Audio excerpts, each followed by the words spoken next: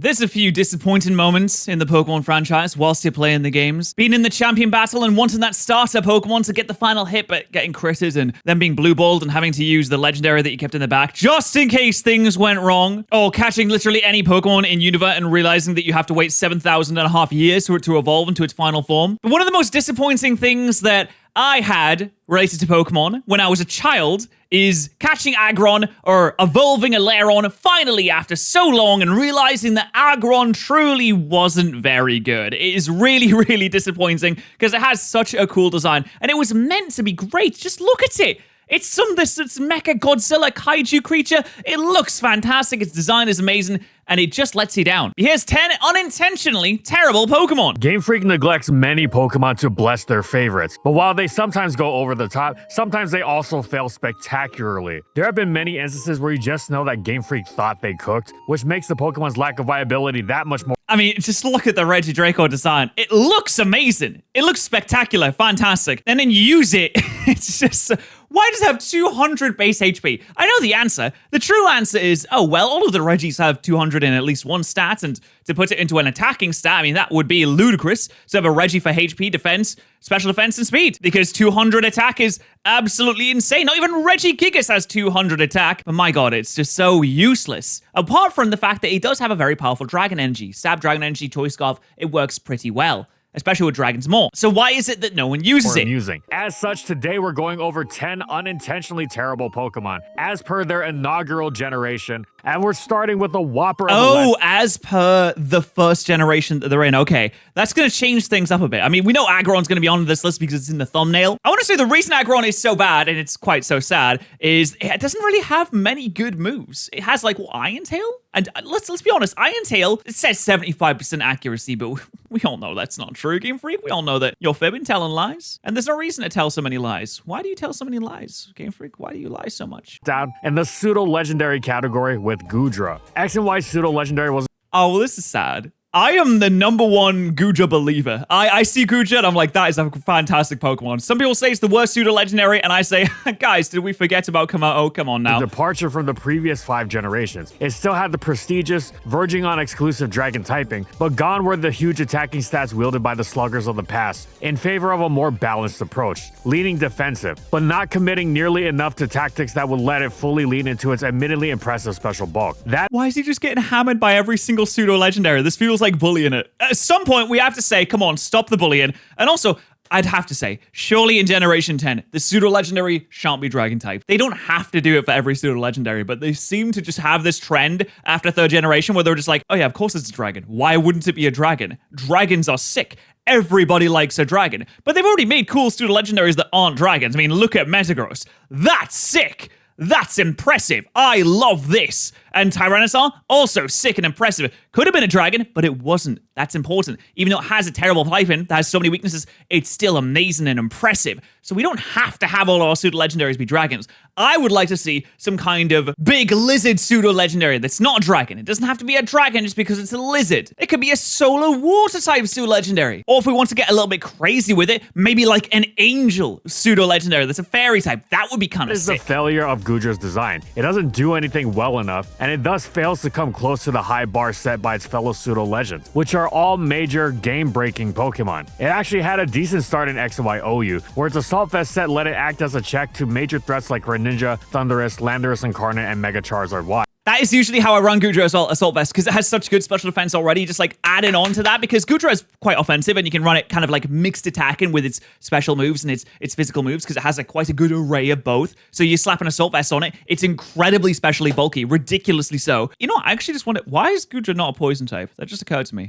I feel like Goodra should be a poison type. While actually offering some offense in return, as opposed to a pure special wall like Chansey. Its complete lack of recovery was assuaged through a pairing with the Wish Fish, Alomomola, which dominated XY at the time and passed tons of health to many a teammate. Neither Alomomola nor Assault Vest Goodra were to last though, as Oraz rolled around, and though Alomomola retained the niche, it certainly was nowhere near its previous astronomical standard, while Goodra's own roll had been decent, but only just, given that it was still slow, far from the hardest hitter around. He talks about it being slow and then shows Slowbro. I like that. Editor, I noticed that. I see you. I see what you're doing there. And worst of all, completely reliant on Alomomola to provide recovery for it. It completely fell out of OU, never to return. This was already a letdown, but it didn't end there. Goodra's problems followed it to UU. In addition to its non-existent longevity, the reason it just doesn't have any good defense. I mean, special defense is fantastic. It's brilliant. It's amazing. But its regular defense is just not a great. Its offensive output was so meager, despite a solid base special attack stat and copious, colorful coverage, was because Gen Copious, colorful coverage? Ooh, we love our alliteration today, don't we? 6 was famously where Dragon Stab went from being broken to nothing particularly special in the wake of Fairy types and Draco Meteor's base power nerf from 140 to 130. You certainly could still succeed as a Dragon. I didn't even know Draco Meteor's attack went down. This is news to me. I thought it was always 130. In these conditions. Look at fellow pseudo-legendary Hydreigon, whose secondary dark typing made it especially vulnerable to fairy types, and it dominated Gen 6 UU. With Iron Tail of all things. Bloody hell, where did they get that from? The difference was that Hydreigon was an incredibly impactful Pokemon with many unique talents. Goodra was kind of a blob. You could wrest some value out of it, theoretically, but it would never be anything that couldn't be replicated by another Pokemon that also offered more, including Hydreigon. Goodra's talent and being a pseudo-legendary and easily replaceable like that is pretty nasty. It doesn't really have a good niche. That's the problem with Goodra. It doesn't do anything that the other pseudos can't already do. I mean, yeah, it's fairly bulky, but it doesn't really have much offensive capability like Full Swipe has been saying. By the way, if you don't know what he's talking about when he references things like OU and UU, this is a special type of tier in a competitive battling format called Smogon, which is like a single battling format. It's unofficial. It's a single battling format since the official format usually uses double battles, and this is what people usually use when they play single battles of the Smogon tiering, with overused Pokemon or the most used Pokemon being in a tier, and then you have it cascading downwards depending on usage. Just in case you don't know. Which were cool and all, but you had to bring it down among much lower base stat totals, and UU was above its pay grade. The UU is underused. It's a bit below overused. Would have been even if Hydreigon wasn't flying around for that matter. And I know some people will be like, why are you explaining this? I know I've been playing competitive Pokemon on the internet since 2013. This is ridiculous, which is me. I've been doing that.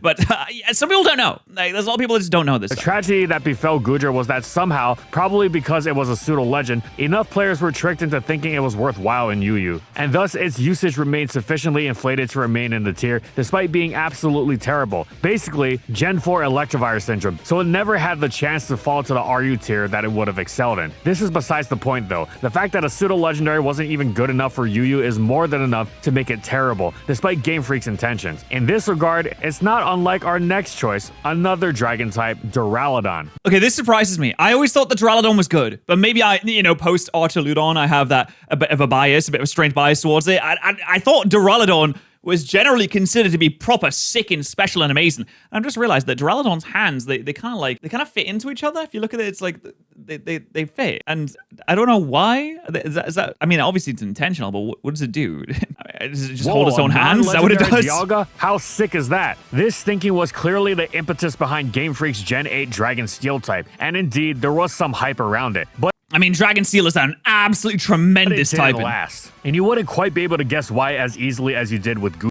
Oh my god. Oh my god. I forgot that Duraludon came out in Gen 8.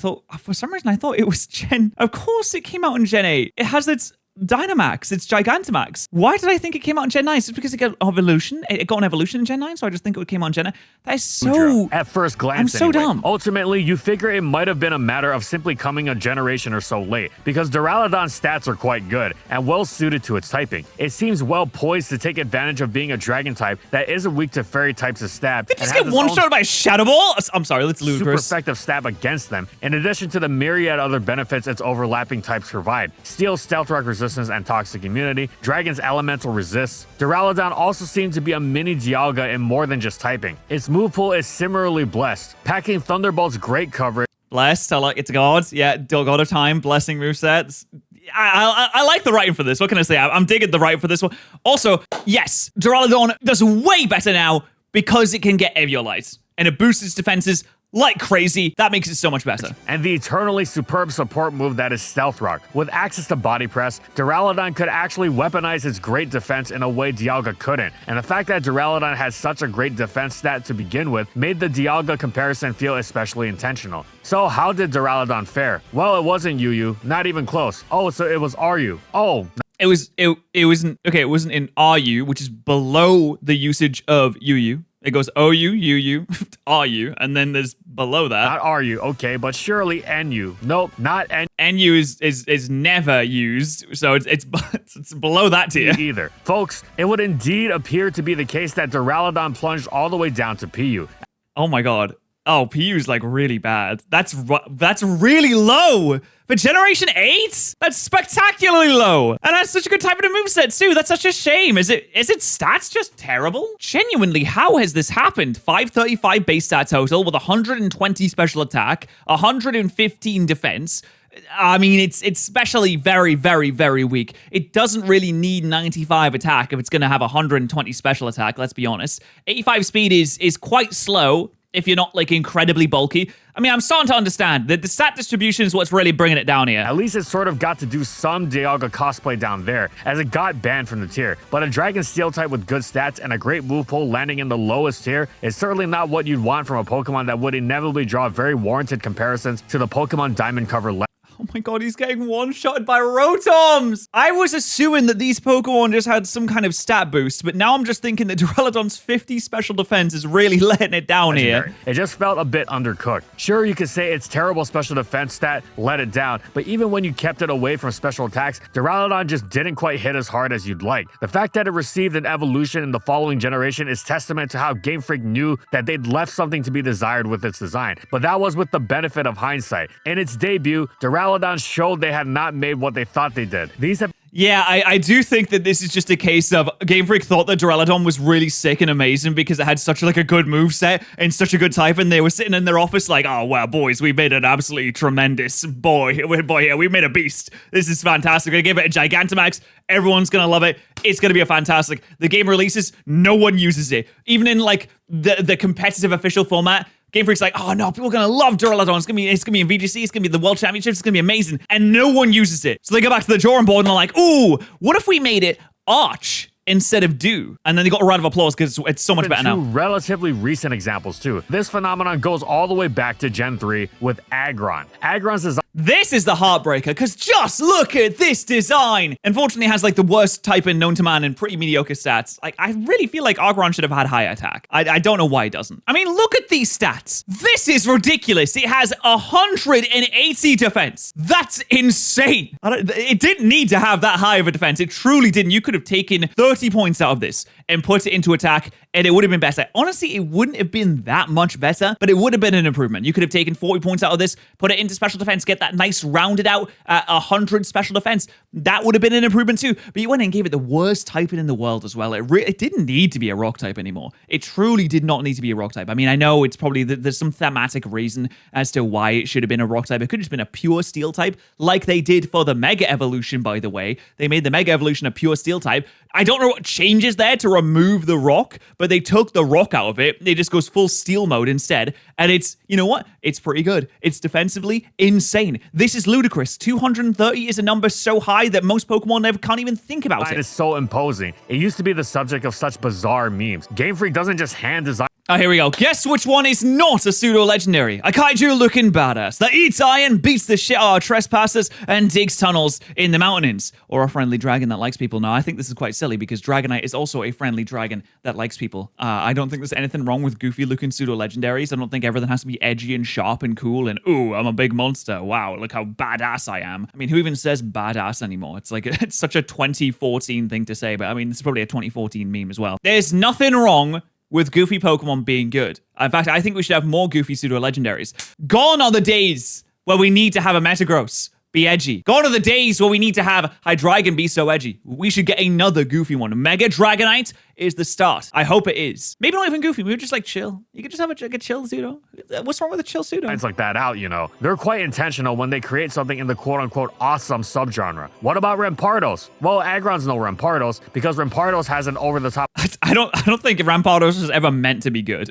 I think Game Freak definitely wanted Aggron to be really sick. They gave it 180 defense. I know Rampardos has like ludicrous attack, but they gave it like no speed to take advantage of it. So I'm pretty sure Rampardos was just made to be like, it's a counterpart to Bass Bastiodon, right? It's not meant to be really good. Attack stat, and that's it. And while mono rock typing is also hardly impressive, Aggron, on the other hand, has an even more over-the-top defense stat. It clocks in at a monstrous base 180, just like Clawitzer, but unlike Clawitzer and its tawdry base 50 HP, Aggron's coming in with a Skarmory equivalent base 70 and Steel typing. And it's not just a hit taker either. With base 110 attack, it's dishing the pain out quite nicely too. So why is this thing...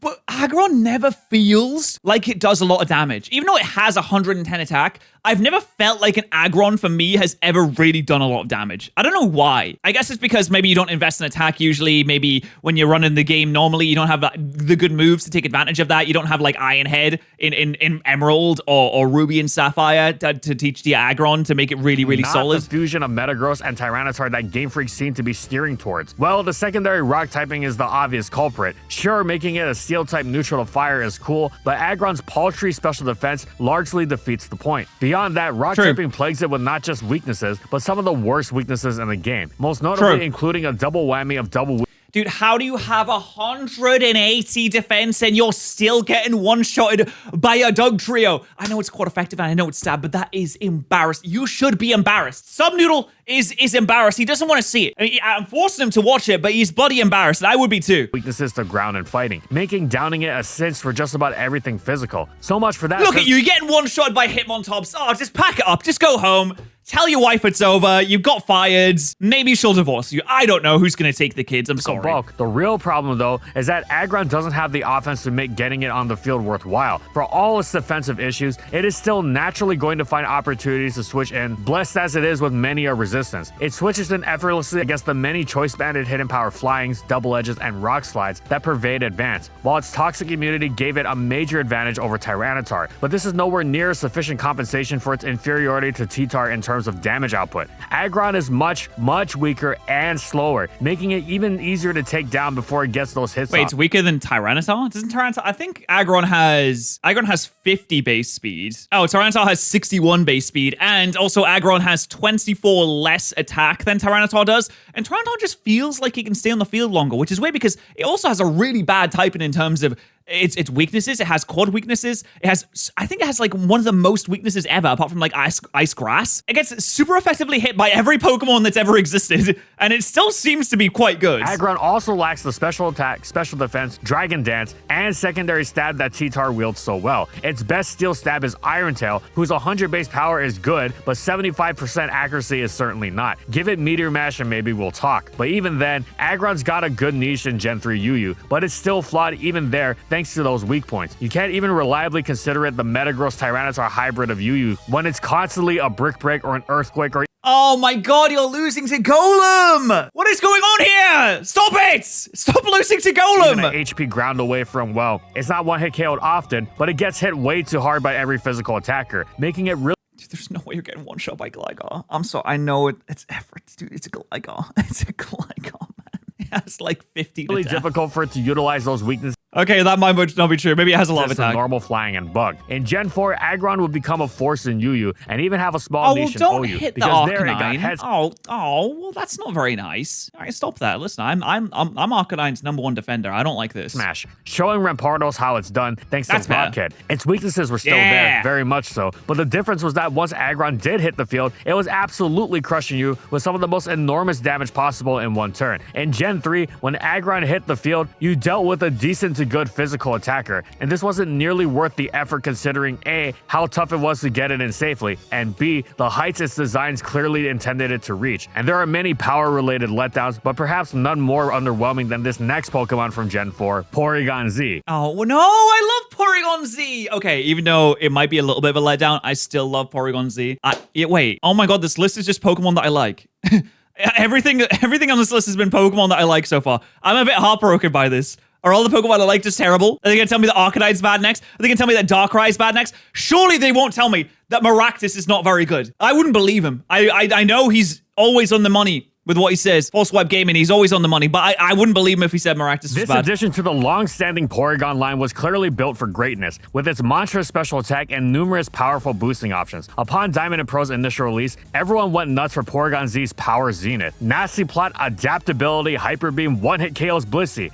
What? Oh my god, that is... Oh, yes! Oh, that makes me feel so good. I hate Blissey with a passion. All Blissey should be blessed with adaptability plus 2 hyper How beams. is Stall going to deal with this? Oh, download also potentially lets it boost its special attack, meaning all its moves are strengthened, not just stab. Can anything counter this monster at all? No. Turns out, yes, actually. It's kind of a cinch. You basically don't even have to try. Any halfway decent collection of OU Pokemon is going to naturally deal with PZ pretty It's because it's slow, isn't it? Porygon Z is really slow. effortlessly. Yes, even stalled teams dealt with it. While Porygon Z is not only maimed by all forms of passive damage, it's also completely unable to switch into even weak hits from uninvested defensive Pokemon. Additionally, Yeah, that's true. It's really not very good defensively. That's why people generally use Porygon 2, the pre-evolution, over Porygon Z, which is sad. I mean, I think they both have their upsides and their downsides. But there's something about the personality of Porygon Z, the way he glitches out and zip-zaps around, that makes me really happy to look at. But its monstrous special attack, it isn't exactly threatening one-hit KOs left and right. And since normal stab is utterly terrible, it's dealt with naturally by the plethora of Steels, Ghosts, and Tyranitar that pervade OU. And I like that. Yeah, we got Steel-type Pokemon, we got Ghost-type Pokemon, we've got Tyranitar-type Pokemon. All of these 3 types are very, very threatening. it can never have enough coverage to hit everything it needs. With many such targets being paired, the fact that it can't run both Hidden Power, Ground, and Fighting alone is sufficient to hold it back greatly. Sure, it puts up bonkers numbers after a nasty plot, but finding that free turn to boost is a particularly labyrinth challenge. Yeah, I mean, realistically, what you want to do is you want to agility and you want a nasty plot. I mean, that's really hard when you're not very bulky. But you know it's not hard, folks? Using code Patterrz at GamerSubs, it's incredibly easy. You just put it in the little discount area when you go to check out, and you save money on the most delicious beverages ever. I always drink Sploosh. I have Sploosh right here. I have Sploosh right here in this. I have my fun drink, and then I have my water, which is, well, usually do on a daily basis. I have my 2 GamerSubs cups, and I'll have water in one and a GamerSubs drink in another. And if you don't want the caffeine, don't worry, you can get caffeine-free version as well. It's absolutely amazing. As if all this wasn't enough, PZ isn't even particularly fast, meaning even slow stall teams don't exactly have difficulties outspeeding it with standard choices like Gliscor, Latias, Starmie, and certain variants of Jirachi and Rotom A. And Yeah, it's always a heartbreaker when I get this thing in like a Then We Fight video, because I'll look at its speed and I'll think, oh, well, I'm going to have to choice scarf this. And if I choice scarf this, then it's not going to be particularly powerful. Or I'm going to have to agility nasty plot this, and that's taking up half the moveset just to make it, you know, usable and viable. And then I have 2 moves left. And what do I do with that? I've got my normal stab, and then I have to run Shadow Ball. And that doesn't hit a lot of Pokemon. I mean, Steels don't care about that. that's without considering the choice scarfers they tend to run, Tyranitar in particular. Okay, so just go with choice specs and spam what exactly? The highly resisted normal stab or the non-stab coverage moves, which also aren't the most difficult thing to resist. It's still a major pain to actually get this thing on the field too, by the way. Porygon Z's Hyper Beam drops Pokemon the same way Rephardos' Head Smash does. The numbers are huge, but you'll almost never get Oh to my pull god, the trigger. even slamming Gurfy. I love the personality on the animations too. And when you do, the result won't nearly be worth the effort. Porygon Z dropped to UU in Gen 4 and utterly demolished the tier, so that was cool, but seeing how hyped up it was, it couldn't help but massively disappoint. Being a special attacker that can beat Blissey doesn't mean much if you can't beat much of anything else. At least Porygon Z wasn't a legendary though. That's a whole new level of disappointment, as seen in the case of Necrozma. Oh, wait, really? Oh, we have the Ultra Necrozma theme going in the background here. That's very cool. I like that. I like that a lot. Post Giratina, the 3rd member of the Box Art Legend Trios, have been initially underwhelming, almost by design, since they're supposed to get those new forms which catapult them into the stratosphere, which Yeah, I mean, that makes sense. Oh my god, he literally catapulted into stratosphere, catapulted them into another they dimension. indeed do. However, it is strange how underwhelming Kyurem, Zygarde, and Necrozma have been in their base forms. They're still major legends with high B. Dude, Zygarde is one of the most disappointing Pokemon I've ever seen in my life. There's so many things wrong with Zygarde. The fact that in its original generation, it didn't get anything. It got nothing. It got kicked by the wayside, even though it looked pretty cool. And it seemed like it was going to be so important. In the next generation, you have this weird side quest where you have to gather all the little cells, and they give it like a baby form where it's a dog for some reason. I mean, cool. Yeah, I like dogs. And then it turns into its regular form, and then you get the complete form. Oh my god, Zygarde complete form. This is sick. We love this so much. Just kidding. It only gets a boost to its HP stat, and then it gets like 10 more special attack. Why did they even bother to change it? 10 more special attack, Game Freak? Why did you waste the time coding that? It probably has never made a difference to any move that's been used in the entirety of the franchise. Yes, that 10 special attack. What am I going to use, like Draco Clearly Meteor? designed to have major impact. Of these 3 though, Necrozma has been by far the biggest letdown. I'm shocked by that. I'm genuinely shocked. I really thought it would be Zygarde because I don't know what Zygarde even does. Zygarde is like quite defensive, which is nice. It's got the Goodra syndrome. It literally has Goodra syndrome where it's instead of being like very offensively good, it has a lot of defenses, but then it has like very little in the way of recovery. It can kind of set up a little bit, but I mean, you have to set up like a few times, and even then when you do, like maybe a +2 attack, you still don't one-shot a lot of things. It's so pathetic. Kyurem and Zygarde were both quickly banned from UU in their inaugural generation, and even really, this shot. I mean, maybe because it's Dragon Ground. I mean, that's quite a good type. Some slight OU niches. Necrozma fell much further. Necrozma could barely be said to even have a niche in UU, but unlike Goodra, its seeming strength wouldn't prevent it from dropping further. It realized that pseudo-legend sphere by actually dropping to RU, except it was even worse off seeing that it was not only a legendary, but a trio master of box art legendaries. Can you imagine Giratina subjected to such indignities? And it actually did get a second form mid-generation. Okay, so why is Necrozma so inept? It's got a lot to like. Good stats, strong stab and Photon Geyser, a great move pool including strong complementary coverage like Heat Wave, Calm Mind's boosting and major utility in Knockoff and Stealth Rock. Is it the stats? I mean, it's Solo Psychic isn't the worst in the world, but Solo Psychic's not great in terms of a typing. The stats, though, I feel like whenever I look at the Necrozma stats, it's like kind of disappointing because it's another one of those mixed attacker syndrome type Pokemon where it has like really good attack and really good special attack, but not like not even really good, just like decent attack, decent special attack for a legendary, and that's kind of it. Its speed is mediocre, but it's also not super defensive either. So it really has, it's like jerk of all trades, master of nothing. For a plethora of solid stats it can run, bolstered further by its great ability, the solid rock equivalent Prism Armor. What's the issue? Well, it starts with those stats. Actually, they're good, but they're yeah, like look at this. Okay, so we have like 107 attack for some reason. So maybe we could use like Knockoff or Dragon Dance, even though we have 79 speed for a legendary is a slap in the face. You might as well put him in a pot and boil him. What's it gonna do? He's so slow. He's outspeeding, I don't even know, Lantern maybe? Certainly not Trio Master good. And 89 special defense? That's not even impressive either.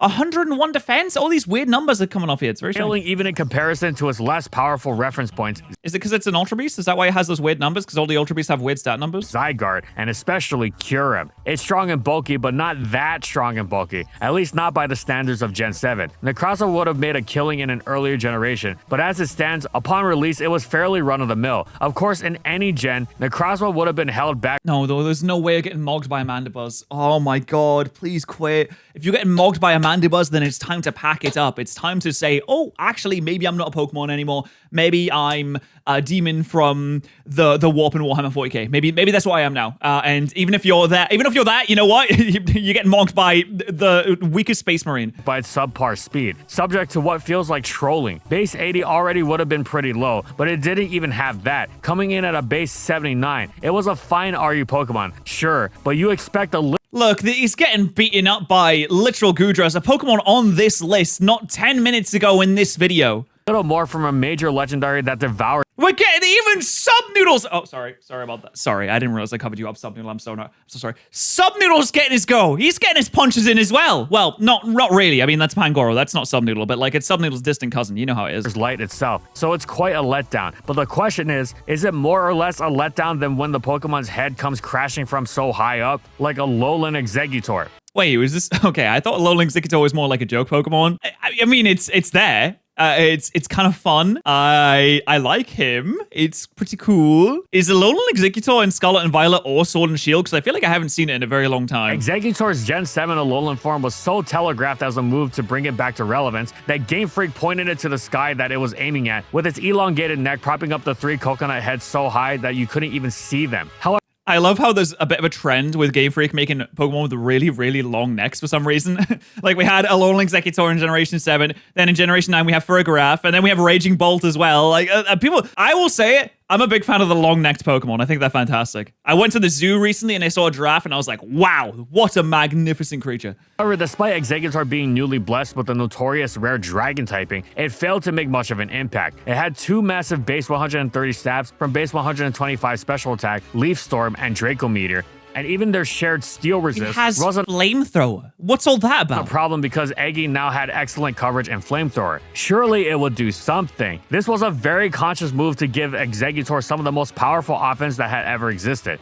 But unfortunately, Exeggutor has, 45 base speed? So unless it's in Trick Room, it's not really doing much. And also, all of those moves lower your special attack. So what do you do here? Do you Choice Scarf it and just get one move off after you get smacked for 75% of your health and then die the next turn? That's really all it can do. Stab Dragon with fire coverage was already a superb combination, while Grass Stab with fire coverage already did nicely when the fire coverage was merely hidden power. Flamethrower was a massive upgrade. What went wrong? Well, knocking Exeggutor's speed down by 10 base points from its What went wrong?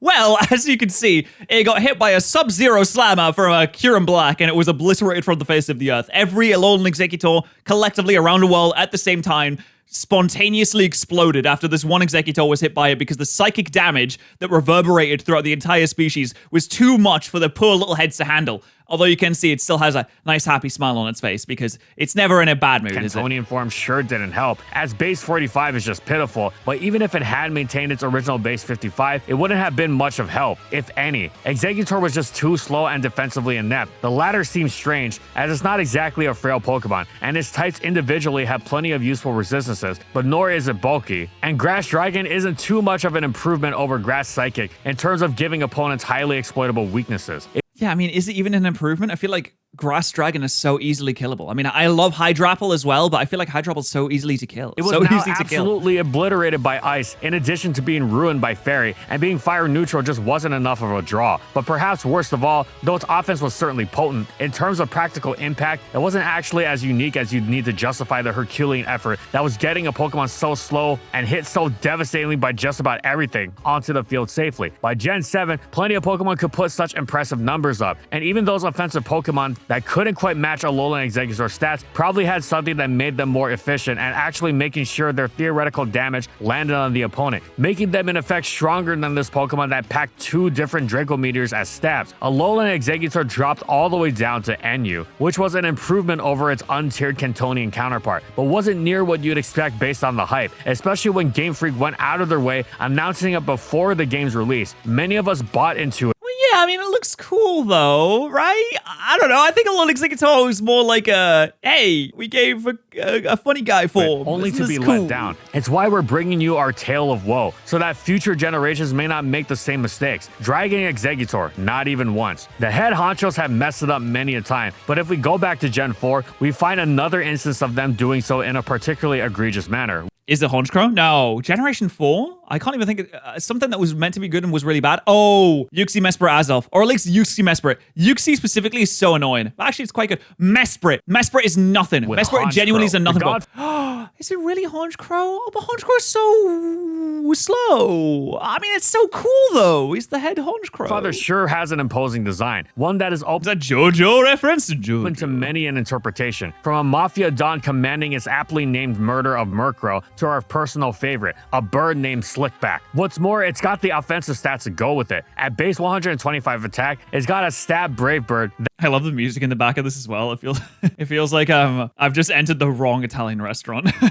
That in their pre-Reckless debut Gen 4, out damages even Star Raptors. It's got an incredible secondary stab too, rocking what's close to the strongest stab priority in the game in Sucker Punch. It's stronger than Arceus' legendary Oh, come on, he just killed God. He can't be that bad. extreme speed. Of course, Sucker Punch only works when the opponent attacks it, meaning you can't use it on the Switch, but that's fine because Honchkrow also had Night Slash, whose lower base power was more than compensated by its high crit rate that worked perfectly in tandem with its crit rate boosting Super Luck ability, bringing it to shattering levels of strength. Alternatively, Honchkrow could also wield the sleep blocking Insomnia ability, which made it a wonderful early game switch to Breloom. Something was missing though, but only until the release of Is it the speed? Platinum, where Game Freak unveiled the full plan to make Honchkrow as dangerous as possible. Okay, we give it superpower too. Things are looking up. This is honestly, I'm the more and more he talks, the more and more I'm convinced this is a great Pokemon. Received incredible coverage and superpower. Plus, thanks to its strong base 105 special attack, it was also able to wield its newly gained Heat Wave. I mean, 105 special attack is nice, but it's such a slow Pokemon. To further charge steals like and it's frail too. Honchkrow's quite frail. And if it really wanted to, it could even catch opponents off guard by going mixed or all-out special, with Stab, Dark Pulse, and even Nasty Plot for boosting. In all aspects of its design, Murkrow's evolution was meant to be the Pokemon equivalent of Michael Corleone, restoring power and honor to his family. That's a nice animation. At what cost? Much like Michael lost his humanity, upon evolving, Honchkrow lost a whopping 20 base points of speed. While this may befit the monster, it's so funny that some Pokemon will just lose speed when they evolve. Lore, in competitive terms, it's devastating. Murkrow's base 91 speed would be incredible for a Pokemon of Honchkrow's power, but even if you have to slow it down, all the way down to 71 is just brutal. Yeah, 71 is really bad. That's slower than Necrozma. Maybe it was Pokemon referencing how Tony Soprano never had the makings of a versatile athlete, because Honchkrow retained Murkrow's immense frailty while also becoming it's actually a very subtle reference to how Mafia bosses are usually fat. much slower, which is a lethal mix. Oh sure, it has a great base 100 HP stat, and both defenses were boosted, but in practice those defenses are still so low that they betray the HP stat and mean Honchkrow isn't actually that much better at taking hits than Murkrow, which would be fine if it weren't so slow. Strong as it is, I love how he adjusts his hat when he gets up after being hit. It's just so, there's so much character in these Pokemon in these games. And then in Scarlet and Violet, there's not really much like that, is there? Only so much Sucker Punch can do to make up for it when you're struggling so badly to find a switch and opportunities to actually unleash your damage. Now, Honchkrow could have done much worse, as his Brave Bird pitilessly beat the lights out of Yu, leading to its ban, in the tradition of fellow Brave Birds, Star Raptors, and Crobat. But that was Yu. In terms of the OU look, even Ludicolo adjusts his hat. It's so cute. That Honchkrow was aiming for, with its mob boss desire for the big time, it wound up like Henry Hill at the end of Goodfellas, a schmuck. Such ruthlessness can also be seen in the world of our next Pokemon, which is reminiscent of the big meaty claws that come from the dangerous world of Bikini Bottom. Crabdominable. That's my guess. Crabdominable. Clawitzer. Okay. Okay. This is, I respect this one. This is solid because it does have Mega Avalanche. Like, it does have an incredible amount of variety in its moveset. It's solar water type, and that's whatever, but it's just so slow. Yeah, I see the problem with a lot of these is they're just slow with decent enough attacking stats to make you think like, oh, maybe this is sick, but it can't back it up with the bulk and doesn't have any kind of recovery. It just doesn't stay on the field long enough to be able to do any damage. Maybe it's just one big meaty claw, but it's very purposeful in its menace, seeing as the claw is much bigger than the rest of the Pokemon. I've got a theory that this is some sort of commentary on that time Mr. Krabs sold SpongeBob's soul for 62 cents. Beyond that, this is so Clawitzer is a subtle reference to the dangers of unchecked capitalism. Game Freak clearly knew what they were doing here, or at least they were trying to. And greed. Only did they load Clawitzer with base 120 special attack, they also gave it the Mega Launcher ability, curiously named, seeing as it came about. I can't believe they gave this the Mega Avalanche ability and Mega Blastoise. I don't know why.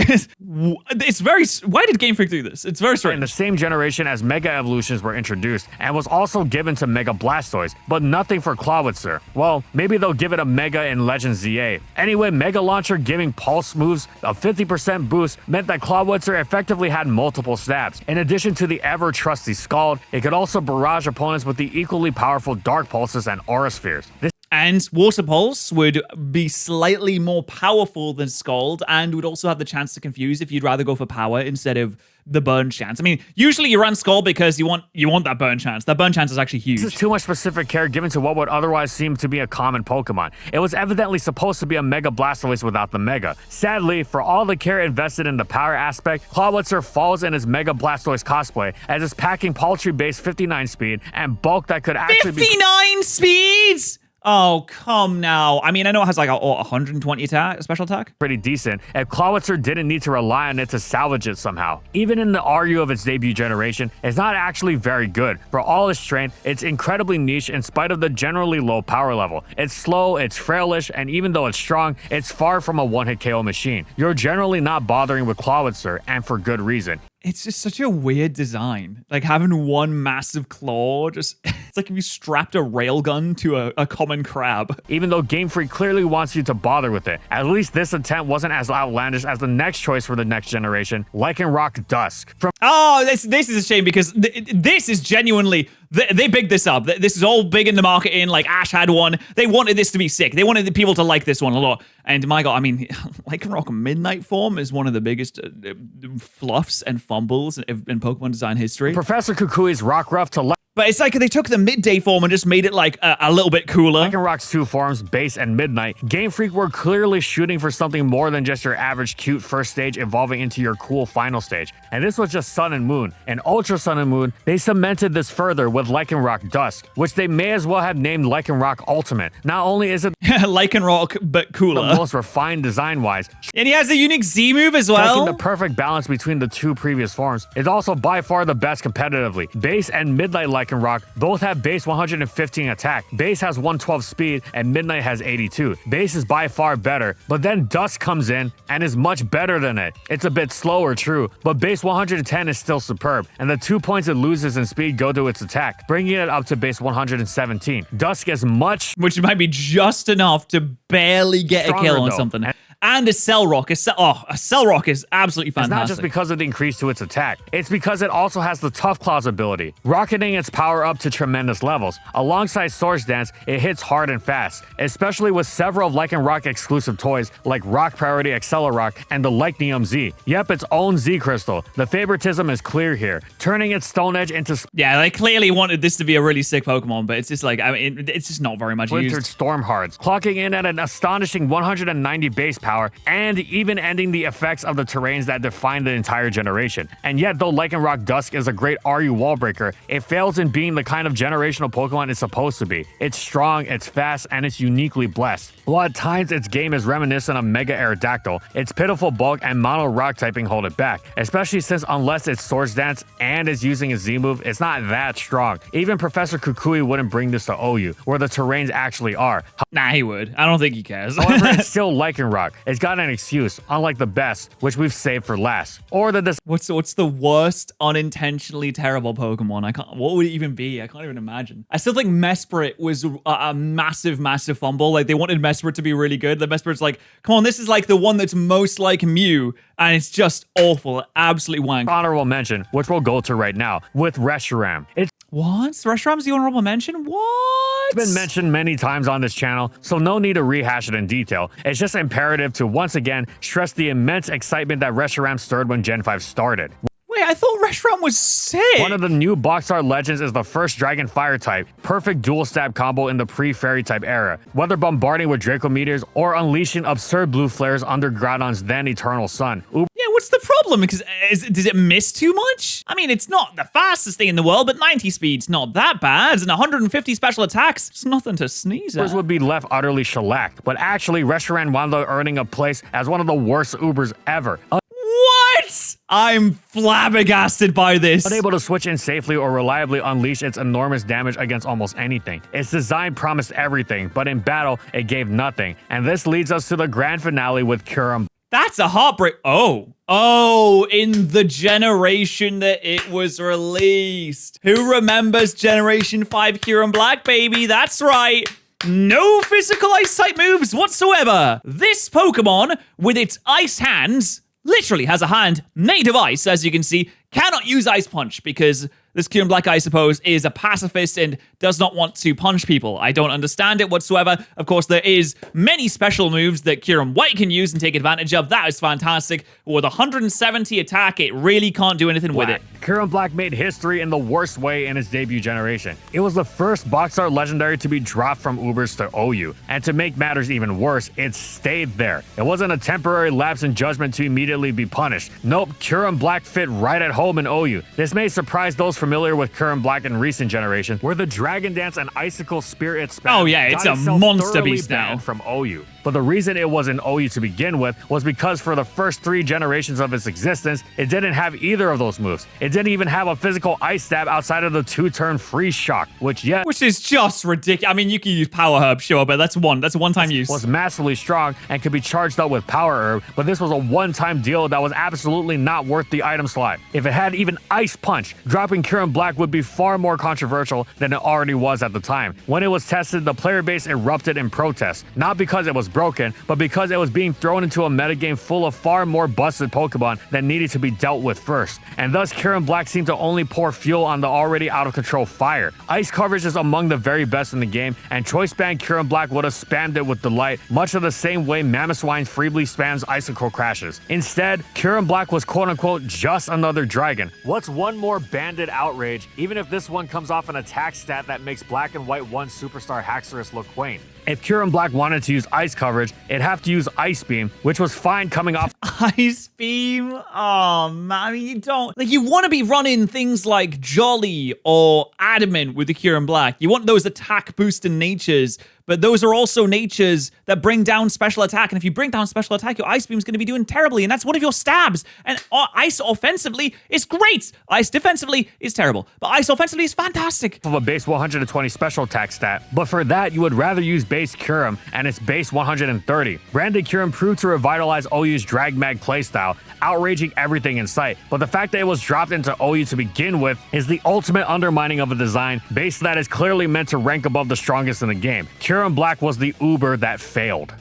Damn, that is a massive shame. Oh, poor shout out Kyurem to Black. the- I was not expecting Kyurem Black to be popping up there, but hey, please make sure that you're subscribed to Full Swipe Gaming. You absolutely should be there. Videos are fantastic. Please make sure that they are at least at 500,000 subscribers. Please, I would really appreciate that. And you should subscribe here too. I would also appreciate that. That'd be absolutely fantastic.